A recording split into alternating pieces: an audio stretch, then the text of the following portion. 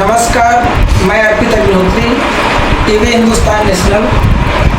आज हम लोग एक बहुत बड़ी शख्सियत के साथ उपलब्ध हैं और ये राष्ट्रीय ब्राह्मण महासंघ के राष्ट्रीय अध्यक्ष अनिल त्रिपाठी मनीष हैं और आज हम इनके साथ बैठकर कुछ जिज्ञासु प्रश्न इनसे करेंगे जिनका जवाब ये देंगे और हमको बताएंगे कि क्या ये चीज़ें समाज के लिए सही हैं या गलत हैं। तो अनिल जी, आप कैसे हैं, आप बताइए। मैं बहुत बढ़िया हूँ और फिट हूँ। भगवान परशुराम जी का आशीर्वाद बिल्कुल साथ क्या चल रहा है आपके जीवन में? जीवन हमारा बिल्कुल फिट है। संघर्षशील चल रहा है? संघर्ष तो जीवन ही संघर्ष है। संघर्ष जीवन है। तो सबसे पहला मैं देखिए आपसे तो परिचय जान ही लिया हूँ, मैं थोड़ा सा एक सवाल आपसे पूछ लेता हूँ, आप उस विषय में मुझको बताइए कि आप पिछले 13-14 वर्षों से ब्राह्मण समाज के लिए संघर्ष कर रहे हैं और तब शायद जब से मैं आपको जानता हूँ तब आप केवल शायद एक कार्यकर्ता थे अपने संगठन के और आज आप इसके राष्ट्रीय अध्यक्ष बना दिए गए हैं। तो तब से लेके अब तक आपके जीवन में क्या बदलाव आया है, आप इस विषय में बताइए। हमें 13-14 वर्ष हो गए संगठन में ब्राह्मण समाज के बीच बैठना उठना और लगभग उत्तर प्रदेश नहीं कई अन्य प्रदेशों पर अपने राष्ट्रीय ब्राह्मण महासंघ के कार्यक्रमों में मैं जाता आता रहा और हमारे समाज के कई मामले ऐसे हुए जहां पर मैं व्यक्तिगत और हमारे लोग उसकी मदद करते हैं और लड़ाई किसी भी प्रकार की हो राष्ट्रीय ब्राह्मण महासंघ सदैव साथ खड़ा रहता है। मैं उन्हीं के साथ हूँ। जहाँ पर मेरे समाज के लोग हैं वहीं मैं हूँ। तो जहाँ हम लोग हैं तो हमारे समाज की मदद तो स्वाभाविक है होती है। जब से आप राष्ट्रीय अध्यक्ष बन गए हैं अपने संगठन के, तो अब आपका क्या उद्देश्य है ब्राह्मण समाज के लिए? पहली बात तो हमारे पूरे राष्ट्रीय ब्राह्मण महासंघ की राष्ट्रीय टीम को बहुत बहुत आभार कि मुझे इस काबिल समझे कि मुझे संगठन में राष्ट्रीय अध्यक्ष का दायित्व मिला। पहले मैं संगठन में जिला अध्यक्ष हुआ करता था, फिर इसके बाद पहले जिला प्रभारी था, फिर जिला अध्यक्ष हुआ, फिर प्रदेश महामंत्री, आज राष्ट्रीय अध्यक्ष। तो कहीं ना कहीं राष्ट्रीय टीम को हमें हमारे काम करने का तरीका अच्छा लगा होगा। अब फतेहपुर जनपद से पूरे देश के ब्राह्मण समाज की राजनीति करने का हमें मौका मिला है और ब्राह्मण समाज की मदद फतेहपुर जनपद से शुरू होगा और देश के हर कोने कोने में कहीं भी हमारा ब्राह्मण समाज का अगर व्यक्ति प्रताड़ित है हम उसके साथ खड़े हैं। और अभी बहुत जल्द हम लोग फतेहपुर में प्रदेश अधिवेशन करने जा रहे हैं अपने ब्राह्मण समाज का, तो आपके चैनल के माध्यम से लोगों को जानकारी प्राप्त होगी और उसमें हमारे उत्तर प्रदेश के सभी लोग इकट्ठे होंगे, जो कि जल्द ही हम लोग प्रदेश कमेटी सारे प्रदेशों की कमेटी बनाएंगे। तो पहला प्रथम कार्य हमारा उत्तर प्रदेश की कमेटी हम बनाने जा रहे हैं, तो आपकी मीडिया के माध्यम से लोगों को सूचना मिलेगी और इसके बाद धीरे धीरे पूरे देश में अपना संगठन का विस्तार होगा और जहां भी हमारे समाज के लोगों के साथ कोई भी दिक्कत होगी राष्ट्रीय ब्राह्मण महासंघ साथ में है उनके हर तरह से, तन मन और धन से।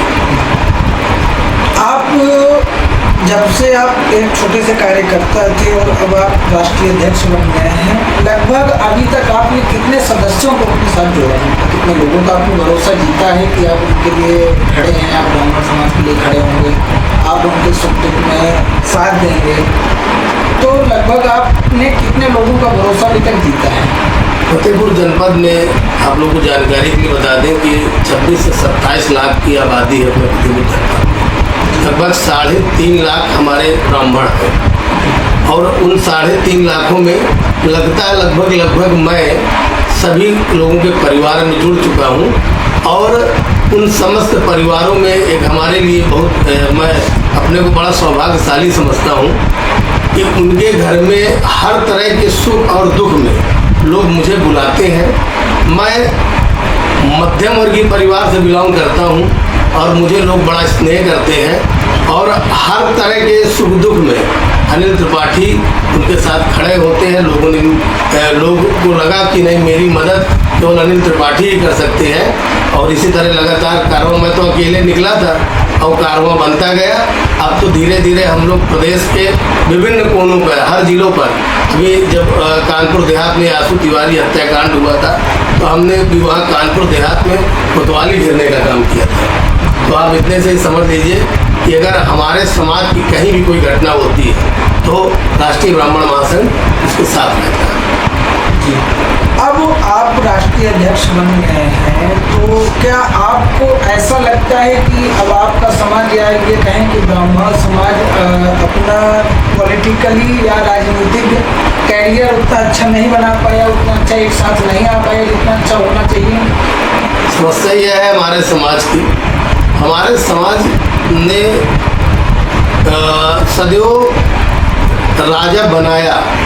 अब स्थिति अब बदल गई है। मैं निवेदन करता हूँ, क्योंकि गोस्वामी तुलसीदास जी ने लिखा है कि संघे शक्ति कलयुगे या कलयुगे संघे शक्ति। कलयुग की शुरुआत हो चुकी है। आप कैसे जानेंगे कलयुग की शुरुआत कैसे हो चुकी है? गोस्वामी तुलसीदास जी ने लिखा है कि जब विप्र, गौ और गंगा तीनों का तिरस्कार होने लगे तो आप समझ लीजिए कि कलयुग की शुरुआत हो गई है। विप्र की स्थिति, विप्र माने ब्राह्मण, ब्राह्मणों की स्थिति ये हो गई है कि हर गली चौराहे में उसका मान सम्मान होने लगा। गाय की स्थिति ये है कि गाय गली गली भटक रही है। और गंगा की स्थिति ये है कि गंगा जो है बरसात के पहले, जैसे बरसात आती है तो तूफान में बाकी सूख जाती है। इसका मतलब कि कलयुग की शुरुआत हो गई है। मेरा समस्त ब्राह्मण बंधुओं से निवेदन है कि हमारे समाज का कोई भी प्रत्याशी हो, हमारे समाज का किसी दल का प्रत्याशी हो, दल का वो भी हो, अगर हमारे समाज का साथी है तो उसको वोट दें और उस काबिल बनाए कि वो विधानसभा पहुंचे, वो संसद भवन पहुंचे, ताकि आपके समाज की बात वो ब्राह्मण लड़का कर सके, ब्राह्मण बेटी कर सके। इसके लिए सब कुछ त्याग करके, पार्टीवाद छोड़ करके केवल समाज की बात करते हुए समाज का कोई भी प्रत्याशी किसी जाति वर्ग का हो उसको वोट देना चाहिए। तभी हमारा समाज पॉलिटिकल मजबूत हो पाएगा। आप पॉलिटिकल अगर मजबूत होंगे तो उसके बाद ही सारे रास्ते खुलते हैं। ये समाज को सीखने की आवश्यकता है। आपने जैसा भी माता गंगा जी का नाम आपने लिया, तो उसी में मेरा आपसे ये प्रश्न है कि फतेहपुर शायद देश का दूसरा स्थान है जहाँ पे उत्तर वाहिनी गंगा जी। जी। तो आप ये देखेंगे कि जो ये फतेहपुर की तरफ का जो घाट है, चाहे आप आदमपुर घाट ले लें या गोम घाट ले लें या पक्का घाट ले लें, या कोई भी आप जहाँ से उत्तर वाहिनी स्टार्ट खुसरूपुर घाट ले लें आप, तो अब इधर का पार्ट छूट रहा है। ये चीज़ आप खुद ही देखे होंगे, आप आते जाते रहते हैं। तो इस विषय में आपका क्या कहना है? दुर्भाग्य हमारे जनपद का ये है कि फतेहपुर जनपद की जो पहचान लोगों ने बताई बाहर अभी तक, ये हमारे समाज के जो बड़े नेता रहे, भविष्य में विधायक भी रहे, लोगों ने फतेहपुर जनपद की पहचान सटीक नहीं बताई। फतेहपुर जनपद की पहचान ये होनी चाहिए कि भृगु ऋषि जी की तपोस्थली है फतेहपुर। बिठौरा, जहाँ बिठौरा का मतलब भृगु उठौरा, जहाँ पर भृगु ऋषि रुके, जहाँ पर भृगु ऋषि जी ने तपस्या की, वो स्थान हमारे भृगु ऋषि को नहीं दे पाए फतेहपुर में। और मैं आपकी जानकारी के लिए बता दूं कि जब हमारे फतेहपुर जनपद में जो जिलाधिकारी श्रुति शर्मा जी आई थी, तब हमने एक ज्ञापन के माध्यम से उनको बताया कि बिठौरा भृगु ऋषि जी की तपोस्थली है। और जब भी हम लोग भृगुठौरा जाते हैं तो कहीं पर एंट्री गेट में भृगु ऋषि जी की चर्चा नहीं होती। तो उन्होंने ये हमसे कहा कि मैं ये काम कराऊंगी और एंट्री गेट भृगु ऋषि जी की तपोस्थली में हार्दिक स्वागत एक गेट लगवाया। ये श्रुति शर्मा जी और हमारे बिठौरा के ब्लॉक प्रमुख अमित तिवारी जी ने कार्य किया। इसकी राष्ट्रीय ब्राह्मण महासंघ की टीम से आपको दोनों को बहुत बहुत आभार। इन्होंने ये हमारा जो सपना था वो पूरा किया। तो यहाँ पे मुझे नहीं लगता कि शायद यहाँ कोई मंदिर भी बना हुआ है भृगु ऋषि जी का। जी। दुर्भाग्य तो हमारा यही, तभी तो मैंने आपसे बताया कि भृगु ऋषि जी को तपती हुई धूप में ओम घाट में बना दिया है, पिलर के ऊपर बैठा दिया है। भृगु ऋषि जी की वहाँ पर एक मूर्ति बननी चाहिए। और आपको जानकारी के लिए बता दें, पूरे जनपद में केवल ग्राम काऊ में आदित्य पांडे पूर्व विधायक जी ने ही केवल परशुराम मंदिर बनाया है। दूसरा मंदिर आपके ग्राम शाह में आपके संगठन के माध्यम से बन रहा है। तो हमारे फतेहपुर जनपद की पहचान भृगु ऋषि जी से है, और भृगु ऋषि भगवान परशुराम जी के बाबा हैं। तो इनके ही नाम से ही फतेहपुर जनपद को पहचान मिलनी चाहिए, लेकिन दुर्भाग्य है ये पहचान विलुप्त है, लोग नहीं जानते। और हमारा संगठन ये जनाने का प्रयास करता है, लोगों को बताता है कि भृगु तपस्थली हमारा फतेहपुर जनपद। तो इसी कड़ी में आपसे मैं एक और प्रश्न करना चाहूँगा कि जैसे आप जानते हैं कि ब्राह्मण समाज शुरू से ही ज्ञानी रहा है और ये दूसरों को ज्ञान देने वाला काम करता था, और आज ये समय आ गया है कि हमें नहीं लगता कि कहीं आपको आगे दिखेगा, हर जगह आपको पीछे ही खड़ा मिलेगा। तो इस विषय में आप क्या कहना चाहेंगे? इसमें पहली बात तो आपको जानकारी के लिए बता दें कि ब्राह्मण कभी पीछे ही नहीं रहा। ब्राह्मण अभी रिजल्ट निकला था जज में, तो अगर 100 बच्चे हुए हैं तो 80-85 में हम हैं। इसका मतलब कि हम बुद्धिमान, जो बुद्धिजीवी कौम है हमारी, हम चाणक्य के वंशज हैं, हम रावण के वंशज हैं, हम परशुराम के वंशज हैं, हम सुदामा भी हैं। तो हमारा जैसा हमारा कार्य, हमारा रूप उसी तरह है। हमारे ब्राह्मण समाज में सुदामा भी आपको मिलेंगे, भगवान परशुराम जी के भी सहयोगी मिलेंगे, और रावण को भी मानने वाले लोग मिलेंगे। तो ये तो कहना अतिशयोक्ति हो जाएगी कि ब्राह्मण पीछे रहा। दुर्भाग्य है कि ब्राह्मण एकजुट नहीं है, इसलिए ये समस्याएं आ रही हैं। अगर ब्राह्मण एकजुट हो जाए तो ऐसी कोई समस्या नहीं। तो क्या ऐसा है कि अगर ये आप कह रहे हैं कि एकजुट नहीं है, क्या इसी वजह से ये टारगेट ज़्यादा हो रहा है? यही कारण है, यही कारण। अगर एकजुटता होती तो कोई हमें टारगेट ही नहीं करेगा। उदाहरण ये है कि जैसे एक लकड़ी को आराम से तोड़ा जा सकता है, और अगर उसी में 10 लकड़ी लगी हो साथ में तो उसको कोई माइकलाल हिला नहीं सकता। इसका मतलब है कि हमारी एकजुटता में कमी है। हमारे फतेहपुर जनपद में हम वो सक्षम है कि अगर हमारा समाज एक साथ हो जाए तो हम सांसद बना सकते हैं। हमारा इतिहास रहा, हम हमारे फतेहपुर में जो क्रांतिकारी रह गया बाबा, वो भी विलुप्त है हमारे जनपद में। क्यों? क्योंकि हमारे समाज में एकजुटता नहीं है। अगर एकजुटता आ जाए तो पूरे देश में हमको कोई हिला नहीं सकता। हमारा ही प्रधानमंत्री हो, हमारा ही मुख्यमंत्री हो, हम केवल समाज में हमारी एक दूसरे की जो पैर खींचने की प्रक्रिया है वो अगर बंद हो जाए तो हमसे कोई टक्कर लेने वाला नहीं पूरे देश में।